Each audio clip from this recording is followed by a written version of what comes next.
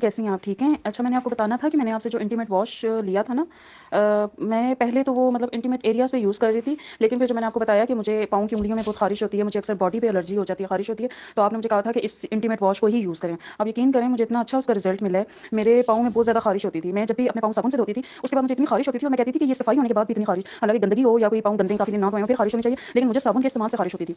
अब मैंने आपसे पूछ के उस दिन के बाद से मैं इंटीमेट वॉश से अपने पैरों को भी धो रही हूँ, मतलब अपनी उँगलियों पे बाकायदा उसका वो थोड़ी देर मसाज करके फिर उसको धोती हूँ, तो अब यकीन करें मुझे ख़ारिश नहीं होती। मुझे अब उससे इतना सुकून मिलता है। पहले जो मैं इतनी बुरी हालत होती थी ख़ारिश कर करके, अब मुझे ख़ारिश नहीं होती। मैं इवन कि अपने बेटे को भी उसी से पाँव धुलवाती हूँ। जब वो स्कूल से आता है, उसके पैरों में बहुत ख़ारिश हो रही होती है, हर टाइम वो शूज़ पहन के, तो मैं उसे लाज़मी डेली सॉक्स उतरवा के उसको कहती हूँ कि आपने इसी से अपने पाँव धोने हैं, तो उसी से पाँव धोता है। और मुझे खुद जब भी पूरे जिस्म पे ख़ारिश का कोई मसला होता है, जैसे सर्दियों में ड्राइनेस की वजह से बहुत हो जाती है, या मुझे एलर्जी होती है या कुछ भी, तो मुझे ख़ारिश वाला मसला अल्हम्दुलिल्लाह ख़त्म हो गया। तो ये इतनी अच्छी चीज़ है, मैंने अपनी कज़न को भी बताया है, उसने मुझे कहा कि मुझे भी मंगवा के देना, तो आप एक और ऑर्डर कर दें मेरी कज़न के लिए भी। तो फिर उसका ये कि फिर आपसे इंशाल्लाह 2 साल बाद रब्ता करेंगे, क्योंकि ये तो डेढ़ 2 साल पहले तो ये ख़त्म ही नहीं होता। मैंने अब ये तीसरा साल मेरा चल रहा है, मतलब अब मैंने ये दूसरी वाली बॉटल जो है इस्तेमाल की है, मेरी एक बॉटल अच्छे खासे अरसे चली है।